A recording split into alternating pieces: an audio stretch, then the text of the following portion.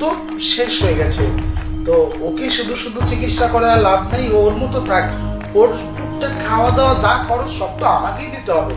এখন বিষয় হলো কি, আমিও তো বিয়ে শাদী করি নাই, বলতেছিলাম তুমি যদি আমায় বিয়ে করতে তাহলে। ভাইয়া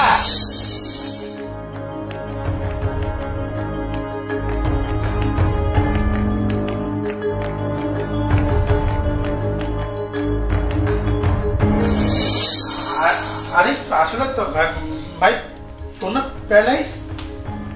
ভাইয়া শিমলা আমাকে সব কথা বলেছিল, কিন্তু আমি ওর কথা বিশ্বাস করিনি। কেন জানো? তোমাকে আমি আপন ভাইয়ের মতো দেখছি।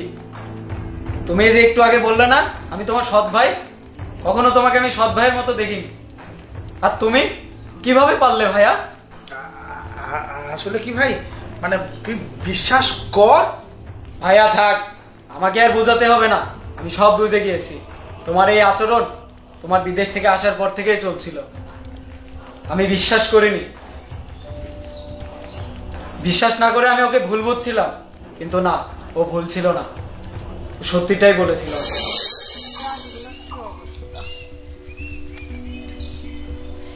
এদিকে আসো তো, তোমার সাথে একটু কথা আছে। কি বলবো বলো। আসলে কি বলতো, অনেকদিন ধরেই বলার চেষ্টা করতেছি কিন্তু বলতে পারতেছি না।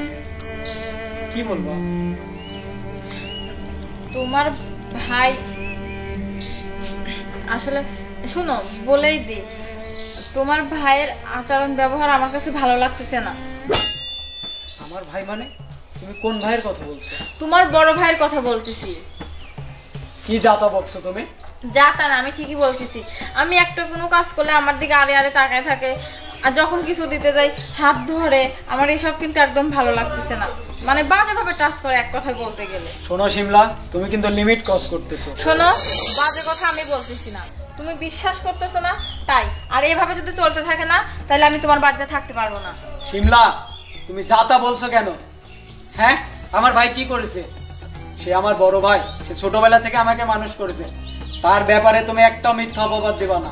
সে 2 দিন হলে এসেছে আর তুমি অস্থির হয়ে গেছো তার ব্যবহারে। আমি তোমাকে কিভাবে বুঝাবো?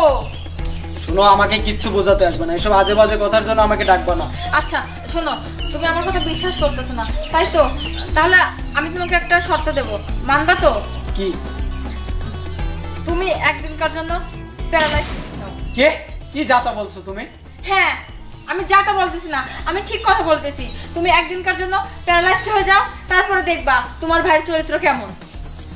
ঠিক আছে, তুমি যা বলছো আমি তাই মেনে নিচ্ছি, কিন্তু এর বিপরীত যদি হয়েছে তাহলে কিন্তু তোমার খবর আছে। আচ্ছা ঠিক আছে, আমি তো তোমাকে আগেই বলেছিলাম যে তোমার ভাইয়ের মতি গতি আমার একদমই ভালো লাগতেছে না।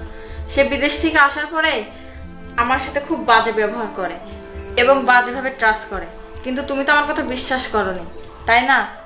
আজকে কি হলো, নিজের চোখে দেখলা তো তোমার ভাইয়ের চরিত্রটা কেমন।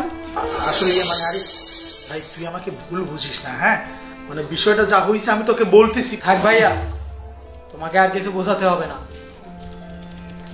আমি সব বুঝতে পারছি। আমি বিশ্বাস করেছিলাম না ওর কথা, কিন্তু আমি যা দেখলাম আর তোমাকে যা দেখালাম এটা পুরোটাই নাটক ছিল ভাইয়া। আমার কিছুই হয়নি, আমি একদম সুস্থ আছি ভাইয়া, কিন্তু তুমি সুস্থ নাই ভাইয়া। তুমি ছোটবেলা থেকে আমাকে মানুষ করেছো, তোমার বাসায় থেকে আমি মানুষ হয়েছি ভাইয়া, তোমার আদর্শ নিয়ে বড় হয়েছি ভাইয়া। আর তুমি কি আচরণ করলা ভাইয়া? তুমি নিজের ছোট ভাইয়ের বউকে, ভাইয়া তুমি এটা কেমনে পারলা? তুমি একবার বলতো ভাইয়া, তোমার বাসায় থাকি বলে তুমি যা ইচ্ছা তাই করবা? তুমি চলে যাওয়ার পর তোমার ওই বাড়িটা আমরাই দেখে রেখেছি ভাইয়া, তোমার ব্যবসা প্রতিষ্ঠান গুলো আমি আমার দায়িত্বে রেখেছিলাম। তুমি যে সৎ ভাই বললে না ভাইয়া, তোমাকে কখনো আমি সৎ ভাই হিসেবে দেখিনি ভাইয়া। তোমার সবকিছু আমি নিজের মনে করছি ভাইয়া, আর তুমি কিন্তু ভাইয়া নিজের মনে করোনি। আজকে আমার দুর্বলতার সুযোগ তুমি নিয়েছিলে, কেন নিয়েছিলে তা জানি না, কিন্তু এটা কি ঠিক? এটা একদমই ঠিক না। তুমি তো মানুষ ভাইয়া, আমিও মানুষ, সবাই মানুষ, তাহলে আমাদের আচরণ কেন এমন হবে? একজন বিপদে পড়লে তাকে আমরা কেন সুযোগ নেব? এটা একদমই ঠিক না। তুমি যে কাজটা করেছো এটা আমার ভালো লাগেনি। আমি চলে যাব তোমার বাসা থেকে, তুমি থাকো তোমার বাসায়। আর এমন কিছু করো না যেটার জন্য সবাই কষ্ট পায়। মানুষকে সম্মান করতে শিখো, কারো দুর্বলতার সুযোগ কখনো নিও না। শিমলা, আসো, এই বাসায় আমরা এক মুহূর্ত থাকবো না, আসো।